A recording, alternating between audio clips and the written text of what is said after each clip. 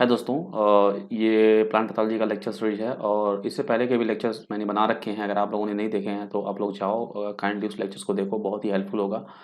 बहुत से फैक्ट्स पे मैंने वहाँ पर डिस्कशन कर रखी हैं, तो अब यहाँ पर भी कुछ फैक्ट्स हैं, उनके बारे में हम लोग डिस्कस करेंगे। तो दोस्तों यहाँ पर जो देख रहे होगे आपको दिया हुआ है कि agrobacterium mediated gene transfer is only effective for.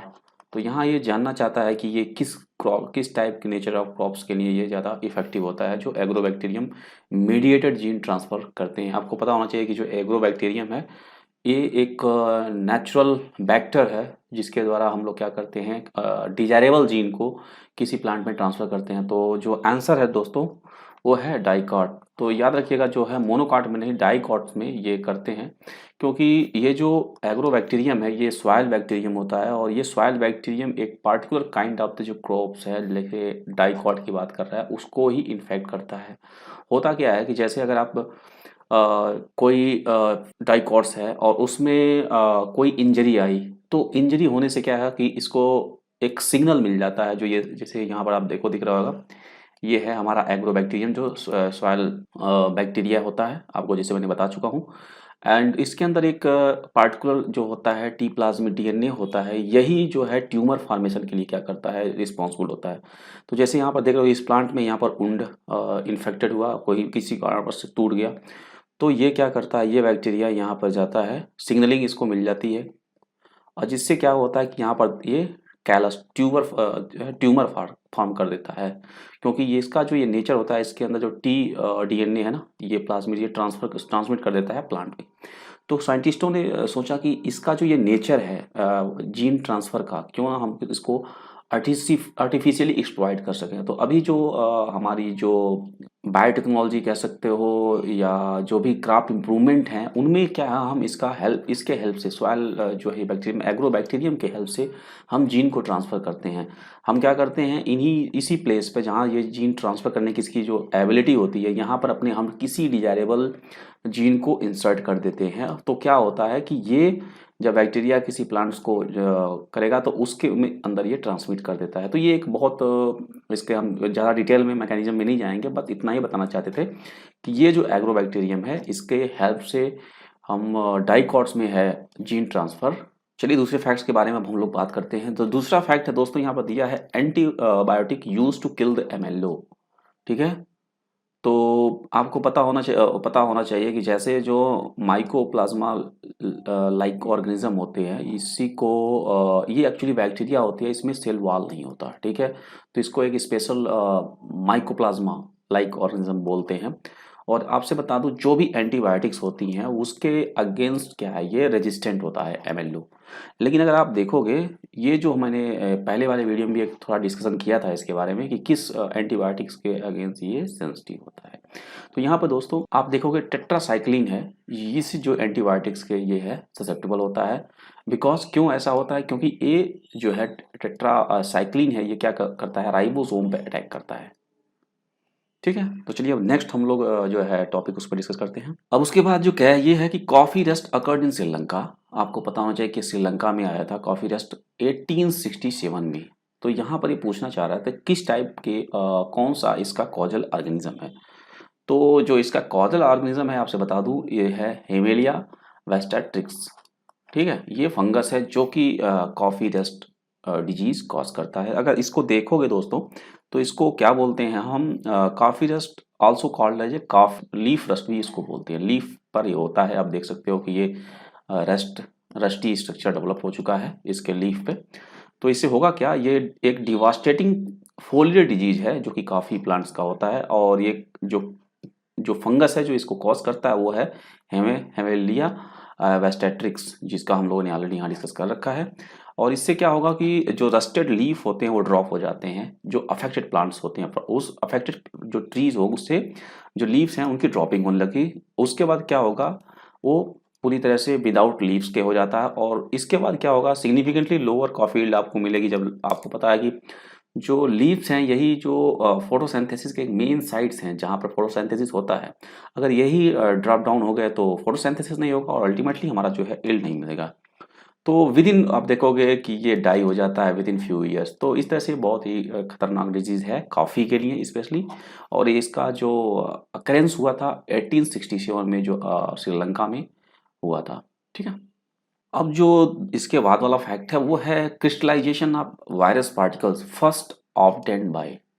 किसने क्रिस्टलाइजेशन ऑफ वायरस जो पार्टिकल जो है, आपको बता दूं कि ये जो साइंटिस्ट हैं इनका नाम है स्टैनली, जिन्होंने 1935 में ये क्रिस्टलाइजेशन जो वायरस पार्टिकल का इन्होंने आइडेंटिफाई किया। किसमें? टोबैको में।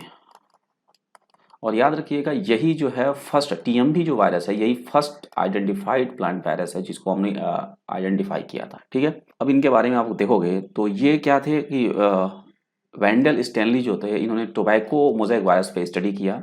इन्होंने क्या किया, जो अफेक्टेड अटैक लीफ थे उन्होंने उसको लिया, और जो इन्फेक्टेड लीफ थे, और उसके बाद ही succeed in extracting the virus in the form of pure crystal. तो इन्होंने उसको एक्सट्रैक्ट किया जो कि क्रिस्टल फॉर्म में 1935 में। तो यही चीज़ यहाँ पूछ रहा है कि क्रिस्टलाइजेशन ऑफ जो वायरस पार्टिकल किसने ऑब्टेन किया, तो याद रखिए स्टैनली। उसके बाद इन्होंने फर्दर रिसर्च किया and was able to show that tobacco mosaic virus is composed of protein और राइबो न्यूक्लिक एसिड। आरएनए होता है और प्रोटीन होता है। इन्होंने ये बाद में डिस्कवर किया कि जो ये वायरस है इसमें प्रोटीन है और एक एसिड है जिसको राइबो न्यूक्लिक एसिड आरएनए बोलते हैं। तो इन्होंने फर्स्ट जो है ये वायरस को आइडेंटिफाई किया था। किसने? स्टैनली 1935 में, और टोबैको में, याद रखिएगा। तो TMV is the first identified virus है, याद रखिएगा। ये क्वेश्चन पूछा जा सकता है आप लोगों से। उसके बाद जो ये फिर है यहाँ पर देख रहा है एलिशा, ये बहुत पूछा जाता है कि एलिशा क्यों करते हैं। तो याद रखिएगा इज मेनली डन फॉर किसके लिए? आपका वायरस, जो वायरल डिजीजेज होते हैं ना उनके डिटेक्शन के लिए हम एलिशा टेस्ट करते हैं। इसका फुल फॉर्म क्या है? एंजाइम लिंक्ड इम्यूनोसॉर्बेंट एसे। ये एक टेस्ट किया जाता है जिससे आपको पता चल जाएगा कि ये डिजीज जो है वायरल है या नहीं है। ठीक है। उसके बाद हम बात कर लेते हैं ergot is a mycelia form called. जो आपको अर्गट डिजीज जो बाजरा में होता है उसमें एक माइसीलिया जो है फॉर्म करता है, उसको क्या बोलते हैं? तो उसको बोलते हैं स्क्लेरोसिया। ठीक है। और आप देखोगे अर्गट डिजीज में क्या है, यही स्क्लेरोसिया है जो कि आपके आउटग्रोथ दिख रहा है, इसको स्क्लेरोसिया बोलते हैं। और एक्चुअली है क्या? माइसीलियल है। माइसीलिया जो होता है किसका? जो फंगस क्लेविसेप्स फ्यूजिफॉर्मिस से जो फंगस होता है यही काज करता है आपका अर्गट। ठीक। और जो आउटग्रोथ है ये है, इसको स्क्लेरोसिया बोलते हैं, और ये एक्चुअली माइसीलियम होता है फंगस का। ठीक है। और ये क्या है एक्चुअली, इससे क्या होगा? यील्ड तो लॉस होता ही होता है। दूसरा आप देखोगे कि ये क्या है, टॉक्सिक एल्कलॉइड्स जो होते हैं ये इसमें होते हैं इनमें। तो जिससे क्या होता है कि जो प्रोडक्ट आपका होगा वो अनफिट हो जाता है किसके लिए? कंजम्पशन के लिए। तो ये बहुत ही क्वालिटी को डिस्ट्रॉय कर देता है। चलो अब बात करते हैं in downy mildew of bajra are resting spore which are responsible for the primary infection. कौन जो है डाउनी मिल्ड्यू में बाजरा, जो डाउनी मिल्ड्यू ऑफ बाजरा होता है उसका जो प्राइमरी सोर्स ऑफ इन्फेक्शन है उसका रेस्टिंग स्पोर क्या है? तो आपसे बता दूं, वो स्पोर को बोलते हैं resting spore downy mildew of bajra के केस में। ठीक है। प्राइमरी इन्फेक्शन जब फर्स्ट प्लांट किसी चीज से एक्सपोज होता है and then the plant got infected, that is actually called primary infection and the source is वो स्पोर्स, जो कि एक रेस्टिंग स्पोर्स होता है किसमें? डाउनी मिल्ड्यू में। ठीक है। और अगर देखोगे हम बात करें अगर ओ स्पोर्स के बारे में, तो यहाँ देखिए ओ स्पोर क्या है, ये सेक्सुअल स्पोर है that develop from the fertilized वो spores in some algae fungi and oomycetes. तो ये सेक्सुअल स्पोर्स होता है और थिक वॉल्ड होता है, याद रखिएगा ये वॉल देख लो थिक है। ठीक है। और यही रेस्टिंग स्पोर है जो कि प्राइमरी सोर्स ऑफ इन्फेक्शन है किसमें? डाउनी मिल्ड्यू ऑफ बाजरा में। चलिए अब दूसरा बात करते हैं, gram staining method in bacteria was given by. किसने ग्राम स्टेनिंग जो है मेथड्स दिया? तो जो आपका आंसर है ये है क्रिस्टियन ग्राम 1884 में। इन्हीं के वजह से ग्राम जो है इनका देखो आप इनके नाम में यहाँ पर ग्राम है जिसकी वजह से इसको ग्राम स्टेनिंग भी बोलते हैं। और इसमें एक्चुअली देखोगे क्या, पॉजिटिव और निगेटिव, ग्राम पॉजिटिव और ग्राम निगेटिव, दो तरह की बैक्टीरिया के बारे में आपने सुना होगा। तो उनको आइडेंटिफाई कैसे करोगे? वही एक प्रोसेस इन्होंने दिया था, स्टेनिंग प्रोसेस। तो इस वजह से इनके नाम की वजह से इनको ग्राम स्टेनिंग भी बोलते हैं। अब यहाँ देखो क्या करते हैं, 4 स्टेप्स हैं। ग्राम स्टेनिंग के, तो वहाँ पर आप देखो क्रिस्टल वायलेट से जब क्या करते हैं प्राइमरी स्टेन एडेड, जब वहाँ पर आप हम स्टेन डालेंगे तो ये देख रहे हो कि वायलेट है, तो ये पूरी बैक्टीरिया जो है इधर पॉजिटिव और निगेटिव दोनों कलर चेंज हो गया। ठीक, उसके बाद हम आयोडीन डालते हैं जिससे कि आपका ये क्या है लेस सॉल्युबल हो जाता है। अब इस आयोडीन की वजह से क्या है ये डाई को क्या करता है लेस सॉल्युबल हो जाएगा जो डाई अगर आप यूज करोगे तो जिसके वजह से क्या है कि ये सेल वॉल पर स्टिक रहता है। ठीक, उसके बाद हम तीसरे स्टेप में जो स्टेप है वो है अल्कोहल। यहाँ पर हम इसको डीकलराइज करते हैं क्योंकि अल्कोहल से वॉश आउट करते हैं। तो जब हम यहाँ पर अल्कोहल डालते हैं तो देखोगे आप जो निगेटिव ग्राम निगेटिव जो बैक्टीरिया थे उनके कलर चले गए वॉश आउट करने से, किससे, अल्कोहल से। लेकिन जो आपके पॉजिटिव थे उनके जो है कलर नहीं चेंज हुए। ठीक है ना, वो वायलेट ही थे। ठीक है, फिर अगेन हमने सैफरन जो फोर्थ स्टेज है वहाँ पर सैफरन हम फिर ऐड करते हैं 1 मिनट के लिए। तो यहाँ पर देखोगे कि जो ग्राम नेगेटिव थे उनका कलर जो है वो चेंज हो गया। ठीक है, पिंकिश आ गए, और ये जो पॉजिटिव थे उनका कलर नहीं चेंज हुआ। तो इसी प्रोसेस को क्या है ग्राम स्टैनिंग प्रोसेस कहते हैं, जिससे कि आप आइडेंटिफाई कर पाओगे कि ग्राम पॉजिटिव और ग्राम नेगेटिव बैक्टीरिया कौन कौन से हैं। ठीक है, अब इसके बाद जो नेक्स्ट है वो कह रहा है the effective and new fungicide for control of fungus. Oomycetes जो फंगस होते हैं उनके कंट्रोल के लिए न्यू फंजीसाइड कौन है। तो यहाँ पर बता दूं मेटालेक्सिल है जो कि मार्केट में एज ए रेडोमिल और एप्रोन एसडी के ट्रेड नेम से बिकता है। इसको न्यू फंजीसाइड्स है जो कि इसको ओमाइसीटस जो फंगस है उनको कंट्रोल करने में हेल्प करता है। अब हम बात कर लेते हैं मोस्ट डेंजरस पॉइजनस मशरूम कौन है। तो आपका आंसर है एमेनिटा फैलोइड्स।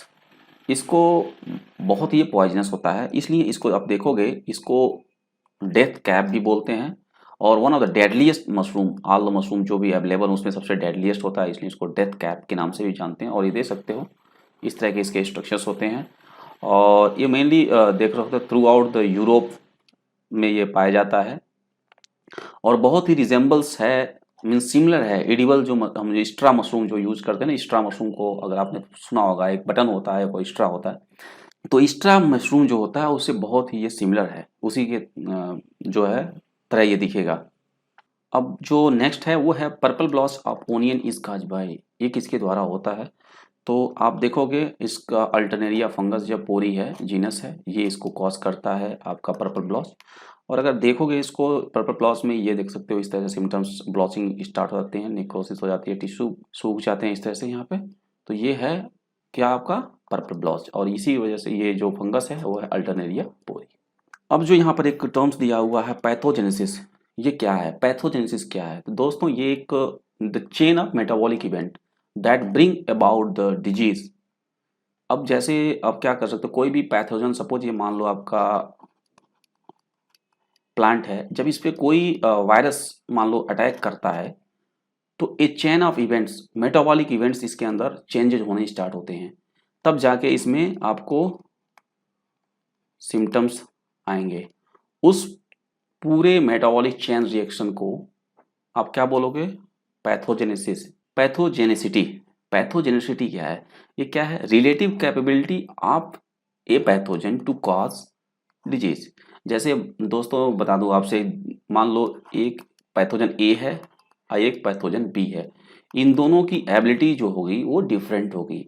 इसी रिलेटिव कैपेबिलिटी को क्या बोलते हैं, जैसे इसकी रिलेटिव कैपेबिलिटी मान लो अगर हम एज देखें कि ये 80% इसके चांस है कि ये आपको डिजीज काज करने की इसकी कैपेसिटी है, और इसकी हो सकती है मे बी 60%।